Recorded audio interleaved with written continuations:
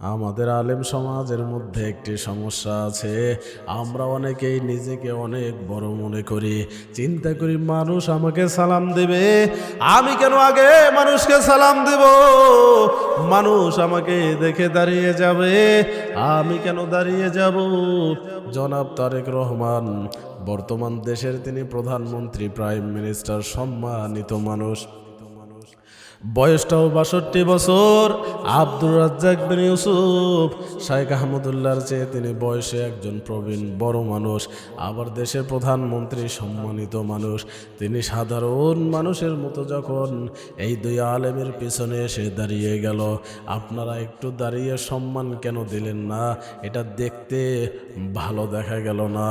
নবীজি ইহুদির লাশ দেখে দাঁড়িয়ে গিয়েছিলেন, নবীজি সাহাবীদের নিয়ে বসে আছেন, এক ইহুদির লাশ যাচ্ছিল, নবীজি ইহুদির লাশকে দেখে দাঁড়িয়ে গেলেন।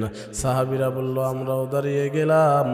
নবী যদি একজন ইহুদির লাশ দেখে দাঁড়িয়ে যেতে পারে, আপনি কত বড় মাপের আলেম, দেশের একজন প্রধানমন্ত্রী আপনার কাছে আসলো, আপনি কেন দাঁড়াইতে পারলেন না?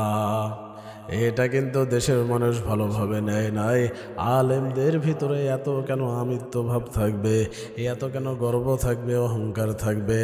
একজন দেশের প্রধানমন্ত্রীকে দেখে দাঁড়িয়ে গেলে সম্মানের কি এমন ক্ষতি হতো?